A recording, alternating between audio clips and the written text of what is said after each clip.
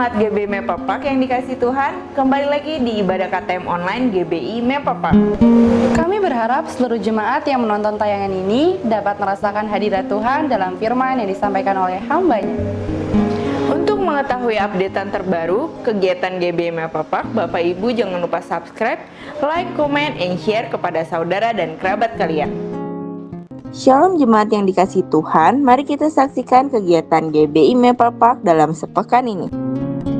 Ibadah online GBI Mepapak Minggu 17 Oktober 2021 akan dilayani oleh Pendeta Dr. Insinyur Niko Nyoto Raharjo, disertai perjamuan kudus, premier pukul 6 pagi di YouTube channel GBI Ren 1D.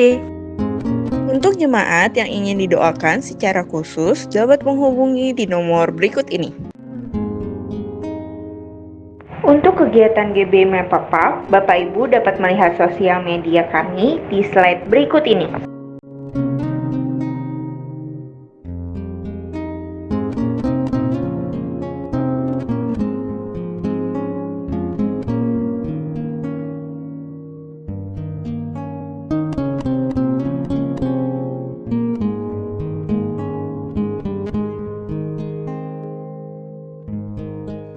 Bagi jemaat yang ingin memberikan persembahan, dapat mentransfer ke nomor rekening BCA berikut ini.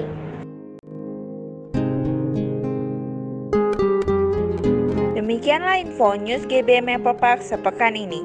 Mari kita siapkan hati untuk memulai ibadah KTM pada hari ini. Tuhan Yesus memberkati. Deklarasi iman. Dalam lindungan Allah, orang yang duduk dalam lindungan yang maha tinggi dan bermalam dalam naungan yang maha kuasa akan berkata kepada Tuhan, tempat perlindunganku dan kubu pertahananku, Allahku yang kupercayai. Sungguh dialah yang akan melepaskan engkau dari jerat penangkap burung, dari penyakit sampar yang busuk. Dengan kepaknya ia akan menundungi engkau, di bawah sayapnya engkau akan berlindung. Kesetiaannya ialah perisai dan pagar tembok. Engkau tak usah takut terhadap kedahsyatan malam, terhadap panah yang terbang di waktu siang, terhadap penyakit sampar yang berjalan di dalam gelap, terhadap penyakit menular yang mengamuk di waktu petang. Walau 1000 orang rebah di sisimu dan 10.000 di sebelah kananmu, tetapi itu tidak akan menimpamu. Engkau hanya menontonnya dengan matamu sendiri dan melihat pembalasan terhadap orang-orang fasik. Sebab Tuhan ialah tempat perlindunganmu, yang maha tinggi telah kau buat tempat perteduhanmu. Malapetaka tidak akan menimpa kamu, dan tula tidak akan mendekat kepada kemahmu. Sebab malaikat-malaikatnya akan diperintahkannya kepadamu untuk menjaga engkau di segala jalanmu. Mereka akan menantang engkau di atas tangannya, supaya kakimu jangan terantuk kepada batu. Singa dan ular tedung akan kau langkahi, engkau akan menginjak anak singa dan ular naga. Sungguh hatinya melekat kepadaku, maka aku akan meluputkannya. Aku akan membentenginya sebab ia mengenal namaku. Bila ia berseru kepadaku, aku akan menjawab. Aku akan menyertai dia dalam kesesakan. Aku akan meluputkannya dan memuliakannya. Dengan panjang umur akan kukenyangkan dia, dan akan kuperlihatkan kepadanya keselamatan daripadaku. Amin. Pentakosta ketiga. 1. Pentakosta ketiga adalah pencurahan Roh Kudus yang dahsyat di zaman ini, melebihi yang terjadi di Azusa Street. 2. Pentakosta ketiga akan mengakibatkan penuaian jiwa yang terbesar dan yang terakhir sebelum Tuhan Yesus datang kembali. 3. Pentakosta ketiga akan membangkitkan generasi Yeremia, yaitu anak-anak muda yang dipenuhi Roh Kudus, cinta mati-matian kepada Tuhan Yesus, tidak kompromi terhadap dosa, dan akan bergerak untuk memenangkan jiwa. 4. Pentakosta ketiga lahir di Indonesia dan bergerak ke bangsa-bangsa. Gerakan ini dari timur ke barat dan akan kembali ke Yerusalem. 5. Pentakosta ketiga akan memberikan kuasa untuk menyelesaikan amanat agung, dan setelah itu Tuhan Yesus datang kembali. Haleluya, shalom GBI Mepapak. Haleluya, saya percaya setiap kita malam hari ini bersuka sukacita, sebab Tuhan sumber kekuatan kita. Amin. Mari sama-sama Bapak Ibu Saudara, kita mau tinggikan nama Tuhan, kita mau muliakan namanya, sebab Dia yang layak terima segala pujian. Haleluya. Sama-sama kita bertepuk tangan malam hari ini. Haleluya. Kami percaya Tuhan, Engkau sumber kekuatan dalam kehidupan kami. Karena itu kami mau nyatakan kepadamu, hanya Kau milikku di surga. Tiada yang ku ingini di bumi, hanya Kau. Tak ku andalkan kekuatanku, namun yang pasti Kau tetap. Mari yang percaya sama-sama. Allah sumber kuatku, Allah sumber kuatku, Allah sumber kuatku, dan tergantu selamanya, selamanya.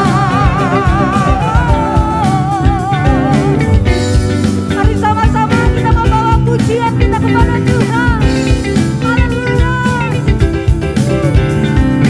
Mari umat Tuhan, angkat suaramu, sama-sama nyatakan, hanya Kau milikku di surga. Tiada yang ku ingini di bumi, hanya Kau. Engkau satu-satunya yang kami andalkan Tuhan. Tak ku andalkan oh kekuatan, namun satu yang pasti, namun yang pasti Kau tetap selamanya. Oh Allah sumber, amin, kuatku, Allah sumber kuatku, Allah sumber kuatku, dan tergantu selamanya. Allah sumber kuatku, Allah sumber kuatku, Allah sumber,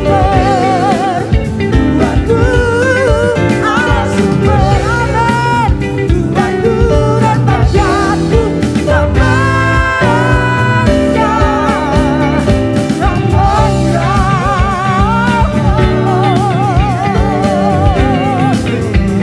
Haleluya. Yesus, Engkau sumber kekuatan dalam kehidupan kami. Mari saya percaya katakan, Allah sumber, amin, kuatku, amin, Allah sumber kuatku, Allah sumber kuatku, dan tergantu selamanya. Allah sumber kuatku, Allah sumber kuatku, Allah sumber kuatku, dan tergantu selamanya, selamanya,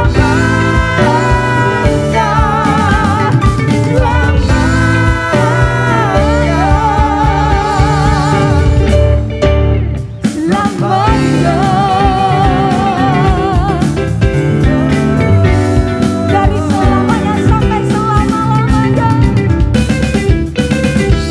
Haleluya. Boleh kasih tepuk tangan jauh lebih meriah buat Tuhan kita.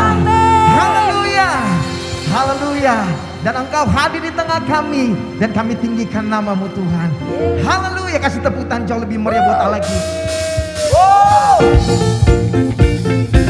Firman Tuhan berkata bahwa ada satu pribadi yang menjadi satu-satunya sumber pengharapan dan kekuatan di hidup kita. Namanya Yesus. Yang sejuk kata haleluya. Haleluya. Dalam itu terbuka sukacita, Dia akan sanggup ku berikan. Dalam membantu murni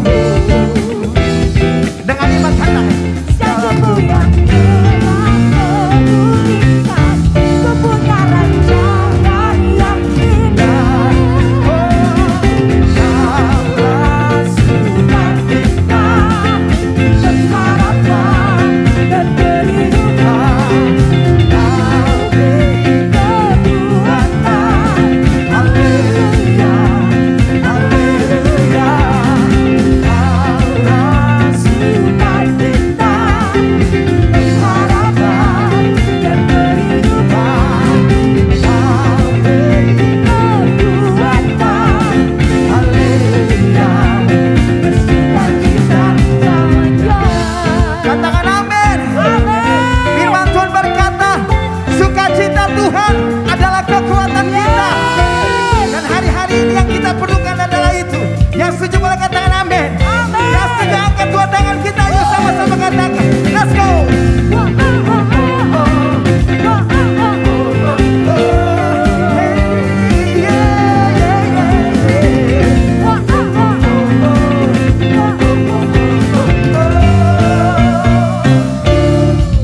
Aura sukacita, pengharapan dan kehidupan, kau beri kekuatan.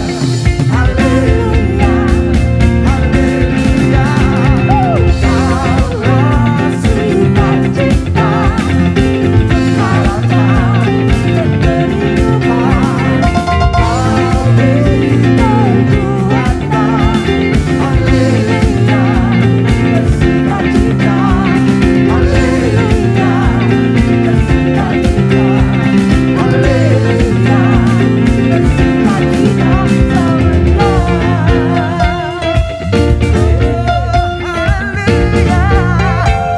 bersukacitalah senantiasa di dalam Tuhan. Kasih tepuk tangan buat Allah kita.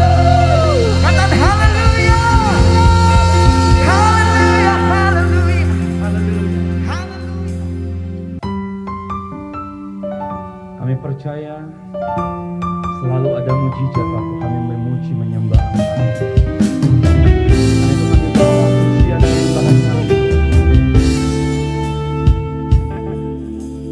Tiada berubah kuasa nama-Mu, tiada berkesudahan kasih setia-Mu.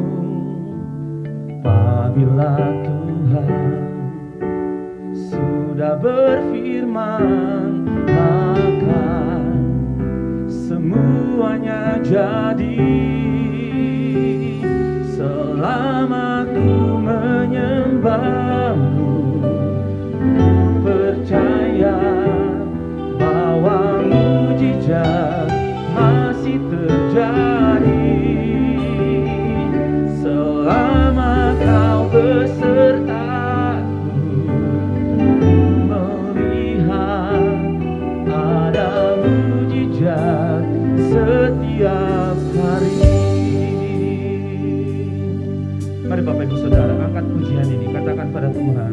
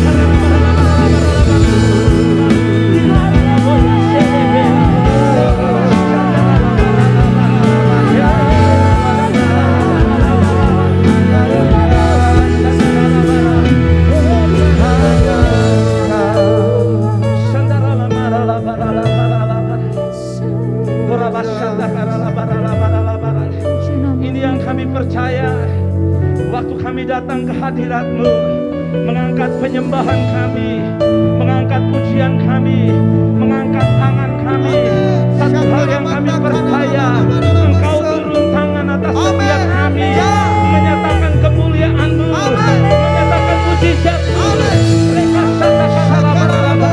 Mari Bapak Ibu Saudara, dimanapun engkau berada, angkat tanganmu, arahkan mata hatimu kepada Tuhan, sembah Dia, tinggikan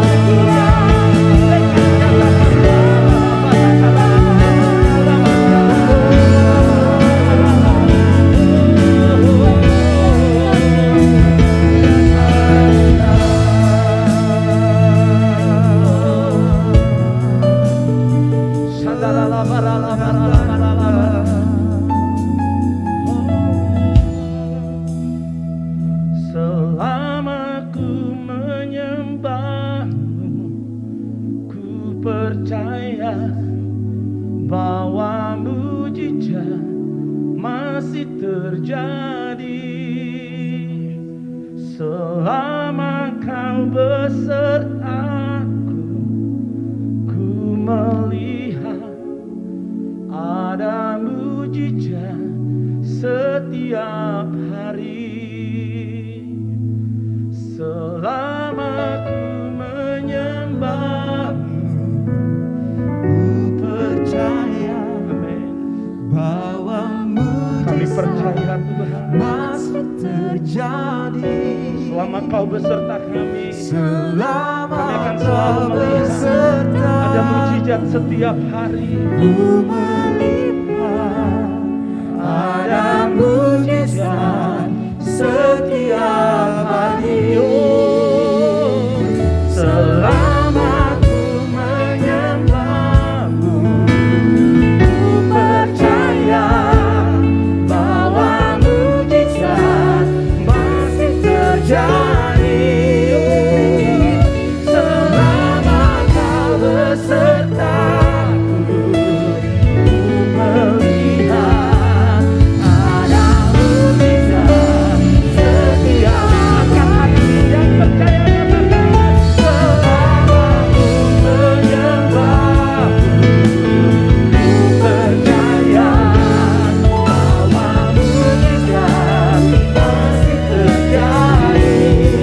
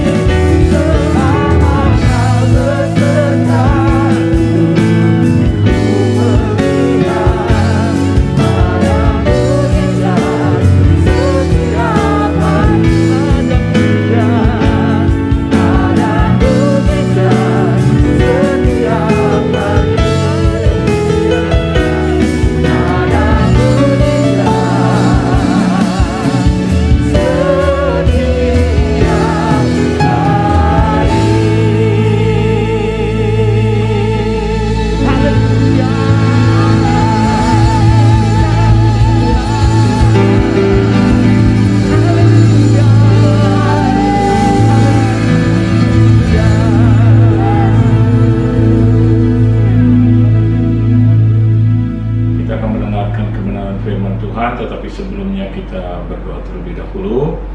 Bapa di sorga, Bapa yang kami panggil dan kenal di dalam nama Tuhan kami Yesus Kristus, terima kasih untuk anugerah Tuhan yang tidak pernah berhenti dalam kehidupan kami. Terima kasih untuk nafas, terima kasih untuk kesehatan, terima kasih untuk segala kecukupan di dalam kehidupan sampai hari ini. Kami akan mendengarkan firman-Mu, kuasai ruangan hati kami yang terdalam, supaya kami boleh berjalan tegak setelah kami mendengarkan firman-Mu dan boleh menghadapi apapun yang boleh terjadi. Terpujilah nama-Mu, di dalam nama Tuhan Yesus Kristus kami sudah berdoa, mengucap syukur dan berterima kasih. Haleluya. Amin. Terima kasih. Sebelumnya saya aturkan untuk Tuhan Yesus Kristus yang mengundang saya, gembala, koordinator, dan seluruh jemaat Tuhan yang saya hormati. Kita akan buka di dalam kebenaran firman Tuhan, yaitu di dalam Injil Markus pasalnya yang keempat. Markus pasal yang keempat ayat yang ke-35 sampai dengan ayat yang ke-41. Kita akan baca bersama-sama saudara. Markus pasal yang keempat ayat yang ke-35 sampai dengan ayatnya ke-41. Begini bunyi firman Tuhan. Pada hari itu, waktu hari sudah petang, Yesus berkata kepada mereka, marilah kita bertolak ke seberang. Mereka meninggalkan orang banyak itu lalu bertolak dan membawa Yesus beserta dengan mereka dalam perahu di mana Yesus telah duduk, dan perahu-perahu lain juga menyertai dia. Lalu mengamuklah taufan yang sangat dahsyat dan ombak menyembur masuk ke dalam perahu sehingga perahu itu mulai penuh dengan air. Pada waktu itu Yesus sedang tidur di buritan di sebuah tilam. Maka murid-muridnya membangunkan dia dan berkata kepadanya, Guru, engkau tidak peduli kalau kita binasa? Ia pun bangun menghardik angin itu dan berkata kepada danau itu, diam, tenanglah. Lalu angin itu reda dan danau itu menjadi teduh sekali. Lalu ia berkata kepada mereka, mengapa kamu begitu takut? Mengapa kamu tidak percaya? Mereka menjadi sangat takut dan berkata seorang kepada yang lain, siapa gerangan orang ini sehingga angin dan danau pun taat kepadanya? Amin, saudara. Kalau kita memperhatikan apa yang baru saja kita baca, kita bisa melihat dan kita boleh mendapatkan pelajaran penting dari kebenaran firman Tuhan ini. Ya, ada teguran Yesus bukan hanya buat murid-murid, tetapi juga buat kita yang masih hidup hari ini, saudara. Ya, kenapa demikian? Karena hidup ini selalu diselimuti, ya, hidup ini selalu ditakut-takuti dengan segala macam persoalan yang menimpa hidup kita, seolah-olah ini adalah hari yang terakhir begitu. Dalam artian kata, kalau saya dan Anda tidak keluar dari persoalan ini, maka habislah kita, maka matilah kita, maka binasalah kita. Itu juga diucapkan oleh murid-murid. Murid-murid berkata bahkan, Guru, engkau tidak peduli kalau kita binasa. Bayangkan saudara, Yesus ditanyai seperti itu. Bukankah itu adalah satu pertanyaan yang ridiculous, atau satu pertanyaan yang sedikit konyol gitu. Kenapa demikian? Saya percaya bahwa ketika kita mengikuti Yesus, kita terima Yesus sebagai juru selamat, dia tidak pernah berjanji bahwa tidak ada masalah, ya kan? Dia tidak pernah berjanji bahwa tidak ada persoalan, ya kan? Tetapi yang dia janjikan adalah dia menyertai hidup kita. Nah, kalau Tuhan sudah menyertai hidup kita, apapun yang terjadi, serahkan dalam tangan Tuhan dan dia akan bertanggung jawab. Kan begitu kira-kira pengertian. Nah, hari ini kita bisa melihat ini satu statement yang konyol. Ketika mereka bilang engkau tidak peduli kalau kita binasa. Dia yang menciptakan, dia memberikan kasihnya, dia yang mengajak bahkan murid-murid, dia yang selalu ada bersama dengan murid-murid.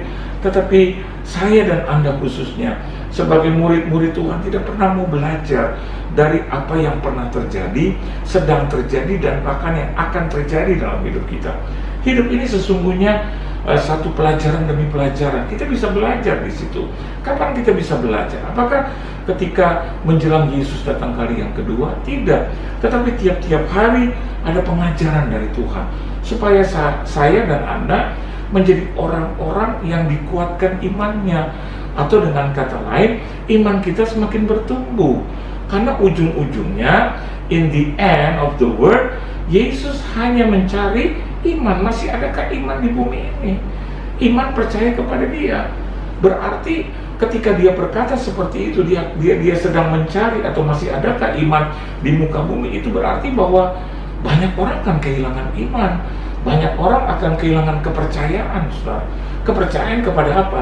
Kepada siapa? Kepada Kristus Yesus, kepada Tuhan yang hidup itu. Dan hari ini kita bisa melihat bagaimana hilangnya kepercayaan itu karena penyakit, karena pandemik, karena ekonomi, karena persoalan jodoh lah, karena persoalan makan seks. Bahkan orang itu bisa meninggalkan Tuhan.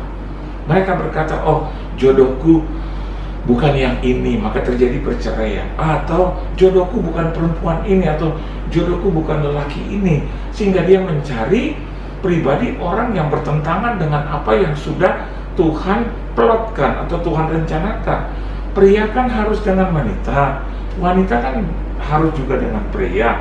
Maka yang terjadi adalah yang seperti itu. Kawin mengawinkan, akhir zaman akan seperti itu. Nah, hari ini kita bisa melihat, kalau kita memiliki pertanyaan yang konyol seperti itu, Alkitab katakan bahwa saya dan Anda sedang hidup di dalam kekhawatiran. Kenapa demikian? Karena Alkitab katakan di ayat yang ke-40, mengapa kamu begitu takut? Mengapa kamu tidak percaya? Ya, pertanyaan konyol akan terucap dalam hidup kita ketika saya dan Anda tidak ada di dalam satu kepercayaan yang teguh kepada Dia. Sudah hilang iman kita. Orang boleh berkata bahwa dia beriman kepada Kristus, tetapi sehari-harinya dia hidup dalam kekhawatiran, sehari-hari dia hidup di dalam ketakutan, maka dia sedang ada dalam kondisi hilang iman kepercayaan. Dan kalau itu tidak diselesaikan dengan baik, maka buyarlah itu semua. Dan kalau sudah buyar, berarti pekerjaan iblis itu berhasil. Dia bisa mengintimidasi saya dan Anda dimanapun Anda berada, ya. Bukan hanya saudara, tetapi hamba-hamba Tuhan seperti saya. Oleh sebab itu, mari kita hidup berjaga-jaga, mari kita hidup mempertahankan iman kita dengan baik dan memperkatakan kata-kata yang memuliakan Tuhan. Kenapa itu bisa terjadi, saudara? Sesungguhnya Yesus itu baik, bahkan pekerjaan atau hal yang dia lakukan itu sangat baik. Dia tidak pernah memberikan kita hal-hal yang pada ujungnya membinasakan kita. Bahkan Alkitab catat dia pergi ke surga untuk apa? Menyediakan tempat bagi kita. Bayangkan itu, saudara. Tapi hari-hari ini persoalan dan masalah yang diciptakan oleh dunia, oleh iblis, oleh kuasa kegelapan itu seringkali mampu menghancurkan iman percaya orang-orang yang percaya atau yang disebut orang Kristen, ya. Tapi dari cerita ini kita bisa melihat sebetulnya apa sih yang Tuhan sedang tuju, ya. What is he getting at, ya? Or what was, ya? Apa yang Tuhan sedang kerjakan di dalam kehidupan murid-murid yang sesungguhnya kalau dimaknai dengan baik, maka akan tercipta satu peneguhan iman, satu kenaikan iman, ya, satu kedewasaan rohani, saudara, ya. Coba kita lihat di ayat yang ke-35. Ayat yang ke-35 katakan begini, pada hari itu, waktu hari sudah petang, Yesus berkata kepada mereka, marilah kita bertolak ke seberang. Perhatikan dengan baik. Ayat yang ke-35 merujuk kepada siapa yang merencanakan, siapa yang mengajak, siapa yang berinisiatif, ya Yesus, saudara. Saya seringkali diundang atau seringkali diajak pergi oleh sahabat-sahabat saya, teman-teman saya, ya, dan saudara-saudara saya. Dan seringkali saya bilang, saya harus bawa apa, saya harus persiapkan apa. Mereka katakan nggak usah persiapkan apa-apa, nggak usah bawa apa-apa, Pak, Bu.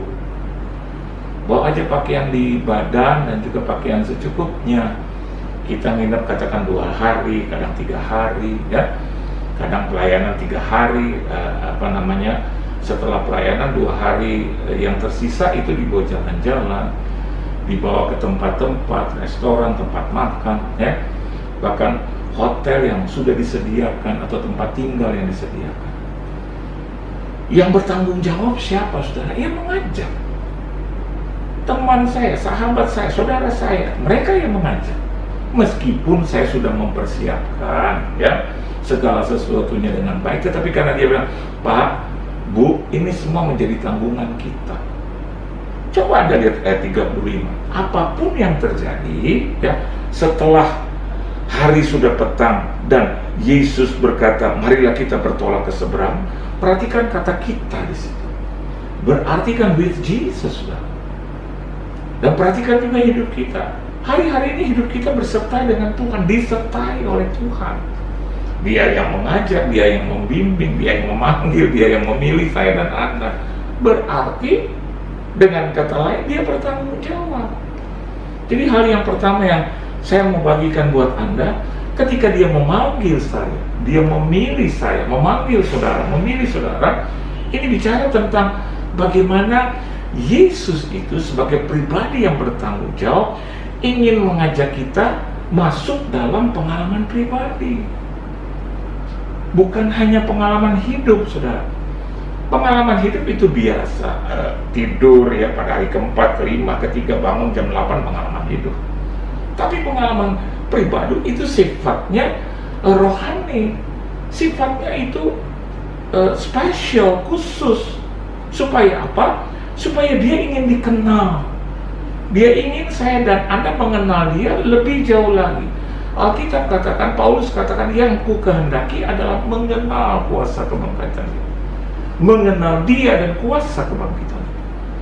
Seorang Paulus yang Alkitab katakan pernah menginjak sampai di langit yang ketiga. Dia katakan dia ingin mengenal Yesus lebih lagi. Saya dan Anda hari ini tidak heran kalau Rasul Paulus katakan, aku cemburu mempertunangkan engkau dengan Yesus. Kenapa? Yesus yang memanggil kita, Yesus yang mengajak kita, Yesus yang memilih saya dan Anda. Berarti dia bertanggung jawab. Dan tenanglah saya, tenanglah Anda. Di tengah-tengah ajakan itu, dia sedang ingin mengangkat dan mendewasakan iman percaya kita kepadanya, termasuk pandemik. Jangan disesatkan dengan hal-hal yang berkata, wah pandemik ini begini, begitu. Saya mau katakan buat saudara, masih ada Tuhan. Dari zaman dulu juga ada penyakit-penyakit ya. Penyakit-penyakit dari perjanjian lama kita bisa melihat. Banyak penyakit sampar ya, segala macam. Dan hari ini jadi juga penyakit itu. Dan Alkitab juga katakan bahwa di dunia ini tidak ada yang baru. Terjadi pengulangan dan pengulangan, saudara. Artinya apa? Kalau Tuhan itu bertanggung jawab atas kehidupan bangsa Bani Israel di perjanjian lama, Tuhan bertanggung jawab atas kehidupan murid-murid di perjanjian baru, maka Tuhan yang sama akan bertanggung jawab atas kehidupan saya dan Anda di akhir zaman ini. Oleh sebab itu, kita harus bergembira, bersuka cita kalau kita masuk dalam pengalaman yang baru, kalau kita masuk di dalam journey yang baru, di dalam perjalanan yang baru. Dia sedang mengajak saya dan Anda untuk memiliki satu pengalaman pribadi. Untuk apa itu?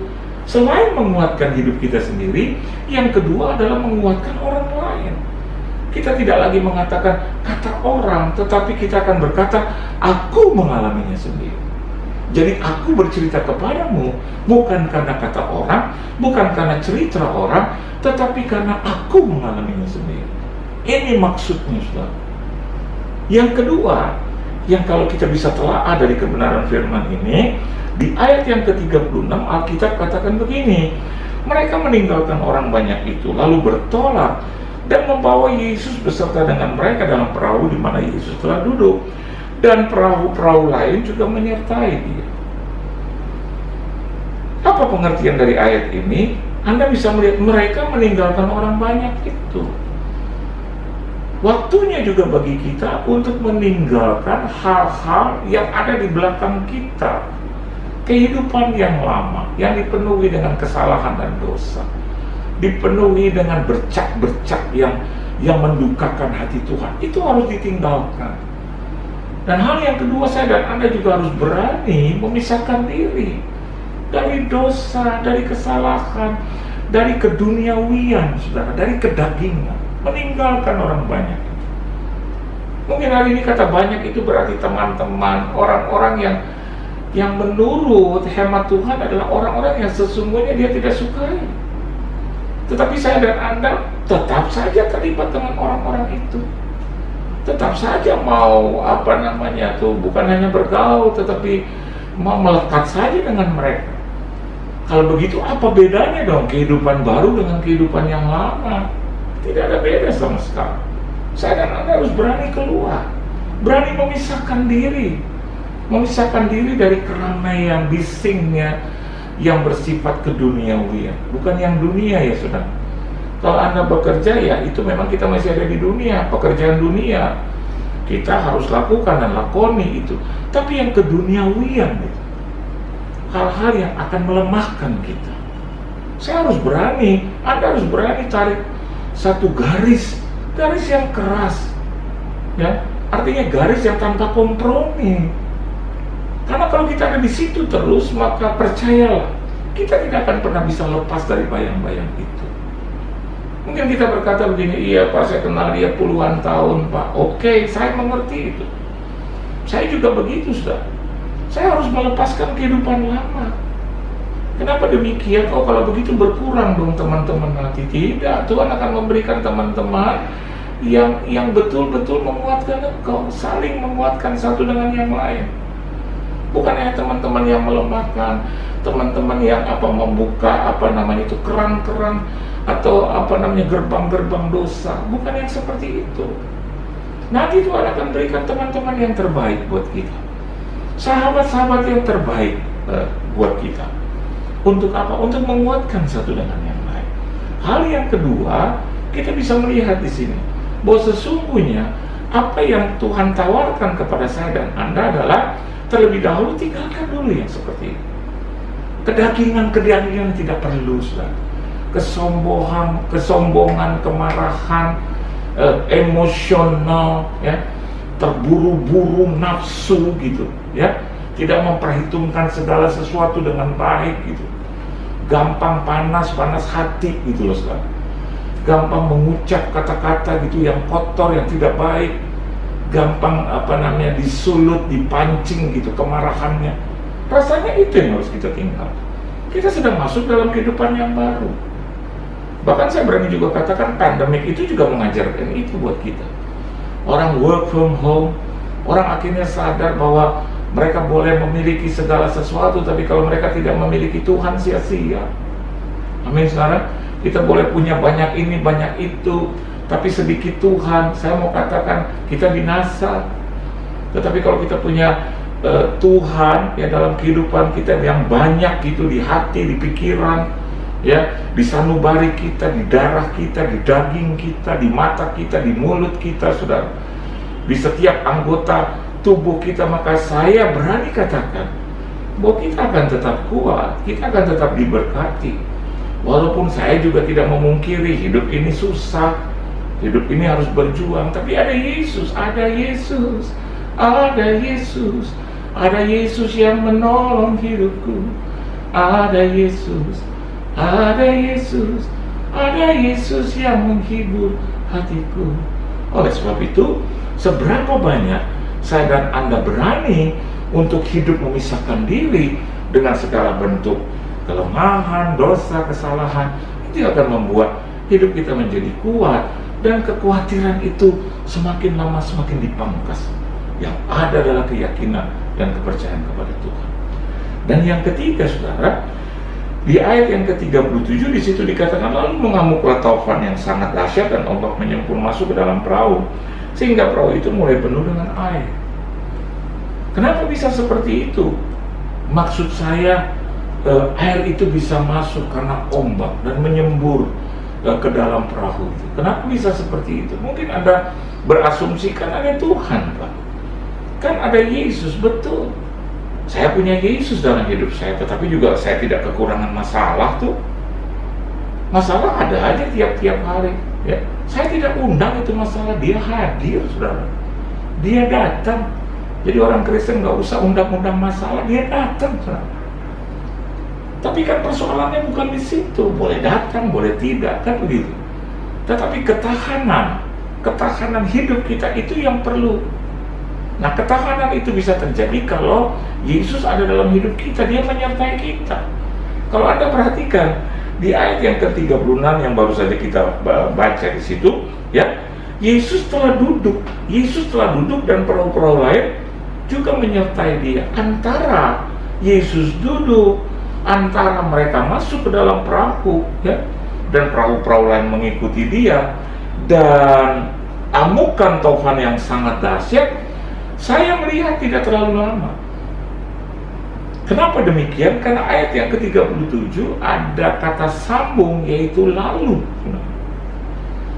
Dia tidak menyebut waktu, karena waktu tidaklah begitu penting dalam artian ingin melihat kuasa Tuhan. Anda perhatikan ketika Yesus mengubah air menjadi anggur, dia katakan waktuku belum tiba. Bagi orang-orang yang percaya, dijawab oleh Tuhan, waktunya tidak terlalu penting. Yang penting adalah dijawab. Amin. Mau dijawab hari ini, mau dijawab besok, ya, pagi, siang, sore, malam. Orang yang percaya tidak terpaku dengan waktu, tapi dia terpaku dengan Yesus. Anda lihat, beda ayat 36 dengan ayat yang ke-37 itu begitu tipis. Maksudnya apa? Dengarkan baik, saudara. Masalah, ya, baik itu yang bersifat kedukaan, yang bersifat negatif, kadang itu berbeda tipis dengan hal yang bersifat kesukacitaan atau kepositifan. Hari ini kadang kita bisa mengeluh, hari ini kadang kita ada di dalam kemerosotan, hari ini kita ada di dalam sepertinya kurang dan tidak beruntung. Tetapi dengarkan baik, Tuhan bisa merubah demikian rupa dan begitu cepat. Yang penting adalah bagaimana saya dan Anda tetap bertahan, tetap ada dalam kendali Tuhan. Anda juga perhatikan di situ hal yang kedua. Yesus duduk loh, ya. Ayat yang ke-36 Yesus duduk. Ayat 37, ya, masuk ke ayat 38 pada waktu itu. Berarti ayat 38 itu nyambung dengan ayat yang ke-37 lalu gitu. Jadi ketika air itu masuk didorong oleh ombak yang keras, Alkitab katakan pada waktu itu Yesus sedang tidur. Jadi juga tidak berlangsung lama. Sambungan kata lalu itu sudah artinya beda antara Yesus duduk dan Yesus tidur juga tidak terlalu lama. Pertanyaan saya, kenapa murid-murid begitu panik? Kenapa demikian? Ada yang tahu jawabnya? Coba Anda lihat di ayat yang ke-36, Alkitab katakan begini, mereka meninggalkan orang banyak itu, lalu bertolak dan membawa Yesus. Membawa Yesus beserta dengan mereka dalam perahu di mana Yesus telah duduk. Ya, membawa Yesus. Jadi saya sedang berpikir, siapa yang menjadi leader? Siapa yang menjadi pemimpin? Siapa yang menjadi pengendali pada saat itu? Ya. Hati-hati saudara dengan kata-kata ini. Kadang kita berpikir bahwa kita bisa mengendalikan ini, oh kita bisa pimpin ini. Udah keluarga saya ngatur, udah kalian di belakang saja. Nanti dulu saudara. Kalau Anda tidak beserta dengan Yesus, maka tetap akan hancur, tetap akan kalah, tetap akan binasa. Tetapi kalau Yesus sebagai pemimpin, kan ada kata-kata dalam bahasa Indonesia di situ, membawa Yesus beserta dengan mereka. Harusnya kan Yesus yang membawa mereka. Yesus yang telah duduk di situ, ya. Sepertinya Yesus tidak melakukan apa-apa. Silakan aja Yesus duduk di situ. Silakan dia ngomong tentang firman, dan saya yakin dan percaya dia juga ngomong tentang firman. Tetapi alasan yang kuat, mereka berpikir bahwa dia bukanlah pengendali, dia bukanlah pemimpin, dia bukanlah pribadi yang menjadi leader. Maka terjadilah kegaduhan seperti itu. Iya kan? Kalau kita tahu bahwa Yesus adalah pemimpin, kita serahkan saja kepada dia. Amin. Ya, kita tidak perlu komplain, biar aja dia yang bergerak. Kan ayat yang ke-35 kan mengajarkan kepada kita, dia yang ngajak kita. Saya tidak pernah meminta hidup kepada Tuhan, tidak pernah. Dan itu bukan suatu dosa statement saya. Memang saya tidak tahu, saya bisa hidup, saya akan hidup. Yang saya tahu, papa dan mama saya menikah, terus tiba-tiba lahirlah saya. Berarti kan saya nggak pernah minta, saudara. Halo, amin, saudara. Jadi kehidupan juga seperti itu. Saya tidak pernah meminta kepada Tuhan bahwa hidupkan saya. Tetapi ketika saya sudah hidup, maka situasinya, ceritanya berbeda. Saya yang harus meminta kepada Tuhan sekarang, memimpin hidup saya, pengendali hidup saya. Tuntun saya Tuhan, karena saya tahu hidup ini keras. Hidup ini tidak mudah, tidak gampang. Harus ada pengendali, harus ada pemimpin, harus ada pribadi yang berjalan di depan. Dan itu tidak bisa tidak. Itu harus Kristus Yesus Tuhan. Kenapa? Karena jalan di depan kita nggak tahu, saudara. Tidak ada yang bisa memprediksi pandemik seperti apa. Orang boleh ngomong, orang boleh bilang bahwa sudah dikatakan oleh cenayang itu, cenayang ini. Spesifik tidak. Menimbulkan korban seperti ini sampai hampir 2 tahun, tidak ada. Hanya Tuhan yang tahu. Amin, saudara. Dan hamba-hambanya yang diberitahu oleh Tuhan. Alkitab katakan bahwa dia tidak akan pernah melakukan sesuatu tanpa memberitahukan kepada nabi-nabinya. Jadi dengan kata lain, kalau orang itu sudah tahu, saya yakin dan percaya karena Tuhan yang memberitahukannya kepada dia. Tapi kalau di luar Tuhan, saya tidak percaya. Saya tidak akan pernah percaya. Karena bagi saya, Yesus itu adalah sumber segala sesuatu. Jadi kalau kita tempatkan dia di depan, kita tempatkan dia menjadi pemimpin, pengendali, saya yakin dan percaya aman hidup kita. Meskipun melewati hari-hari yang sulit, persoalan-persoalan yang sulit, kendala-kendala yang sulit, yang rasanya kita tidak mampu untuk melawannya, untuk mengendalikannya, tapi yang penting ada Yesus. Kita punya andalan. Andalan kita adalah Yesus. Dalam setiap perhelatan, dalam setiap kegiatan, banyak orang mengandalkan, oh, andalannya adalah modal yang besar, andalannya adalah ilmuwan yang mumpuni, andalannya adalah lokasi yang strategis, andalannya adalah iklim yang baik, andalannya adalah perekonomian yang bangkit. Tapi saya mau berkata, saya berbeda. Andalan saya adalah Kristus Yesus Tuhan.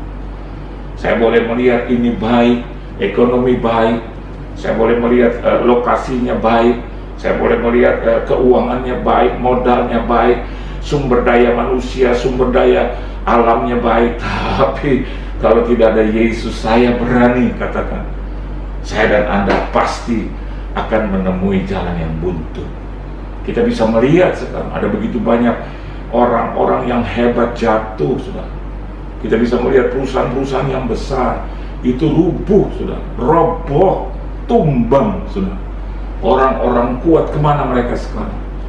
Tapi saya mau katakan buat saudara hari ini, orang yang mengandalkan Tuhan tidak akan pernah dikecewakan. Dia akan berjalan terus karena Tuhan ada di pihak dia. Tuhan akan memberitahukan kepada dia rahasia-rahasia besar yang tidak pernah dia beritahukan kepada orang lain. Kenapa saya katakan demikian? Karena memang Alkitab tulis itu. Bahkan di ayatnya yang ke-34, ya, mari kita baca sama-sama. Alkitab katakan, dan tanpa perumpamaan ia tidak berkata-kata kepada mereka, tetapi kepada murid-muridnya ia menguraikan segala sesuatu secara tersendiri. Expounded berarti menerangkan secara rinci, secara detail. In English, expounded. Bagi saya dan Anda, tidak harus kita menjadi orang dengan gelar, ya, tingkat tinggi begitu, ya, penting, tapi tidak harus, bukanlah satu keharusan. Tapi saya mau katakan bahwa saudara, tidak harus juga kita memiliki harta yang begitu banyak untuk menjadi orang yang berhasil, ya. Tetapi jadilah orang yang percaya, mengandalkan Tuhan, maka saudara akan diberitahukan secara detail, secara rinci apa yang menjadi rencana Tuhan ke depan dalam hidup ini. Nah, kalau kita sudah sampai ke level yang seperti itu, mengandalkan Tuhan dalam setiap kehidupan kita, menempatkan Yesus sebagai panglima, sebagai pemimpin kita, maka yang terjadi adalah hilang rasa takut itu, hilang rasa khawatir itu. Yang ada adalah kegembiraan, kesukacitaan, meskipun ada dalam keadaan yang sulit. Selalu ada ucapan syukur, selalu ada rasa optimis bahwa masih ada Tuhan di dalam kehidupan kita. Tuhan Yesus memberkati saudara. Maju terus dalam Tuhan, ya. Panggil namanya, temui dia, undang dia saudara, menjadi panglima, menjadi pribadi, menjadi pemimpin yang mengendalikan kita. Tuhan Yesus memberkati. Kita satu dalam doa. Terima kasih Tuhan untuk firman-Mu. Ialah firman-Mu yang telah mengajarkan kepada kami bagaimana kami harus hidup mengandalkan Tuhan. Jadikan Engkau pemimpin, jadikan Engkau center, pusat dalam kehidupan kami. Berkati seluruh jemaat-Mu dimanapun mereka berada, baik yang menyaksikan maupun yang mendengarkan program ini, acara ini, firman Tuhan yang dibagikan. Berikan kemenangan untuk keluarga mereka, rumah tangga mereka, bisnis, usaha, mata pencarian keuangan, finansial, kesehatan mereka, pelayanan mereka, gereja mereka, di mana saja mereka berada, diberkati dan cari berkat. Di dalam nama Tuhan Yesus Kristus kami sudah berdoa, mengucap syukur dan berterima kasih. Haleluya. Amin. Tuhan Yesus memberkati saudara. Kita bangkit berdiri untuk menerima berkat Tuhan. Sebentar kami akan berpisah satu dengan yang lain. Biarlah berkat daripada Allah Bapa, kasih sayang dari anak yang tunggal Tuhan kita Yesus Kristus, persekutuan yang manis dalam Roh Kudus menyertai hidup kita mulai hari ini bahkan sampai selama-lamanya, sampai Tuhan Yesus Kristus datang kali yang kedua. Dan biarlah apa saja yang kita kerjakan boleh berhasil dan beruntung di dalam nama Tuhan Yesus Kristus. Semua yang percaya katakan amin. Tuhan Yesus memberkati saudara. God bless you. Gembala GBI Memperpark dan seluruh pengerja mengucapkan terima kasih atas pelayanan hambanya pada ibadah KTM hari ini. Kiranya Tuhan Yesus memberkati. Mari Bapak Ibu Saudara, kita mengangkat tangan kita dan kita akhiri ibadah pada malam hari ini. Kiranya berkat yang berlimpah-limpah, damai sejahtera, sukacita, pertolongan, bahkan perlindungan yang sempurna dari Allah Bapa di surga, di dalam anak yang tunggal Tuhan kita Yesus Kristus, dan di dalam persekutuan yang manis dengan Roh Kudus menyertai Bapak Ibu sekalian mulai hari ini bahkan sampai Maranatha Tuhan Yesus datang kembali menjemput kita di awan-awan yang permai. Mari kita yang percaya dan diberkati Tuhan bersama-sama katakan amin. Tuhan Yesus memberkati. Kami dan segenap kru yang bertugas mengucapkan terima kasih atas perhatiannya. See you next week and God bless you.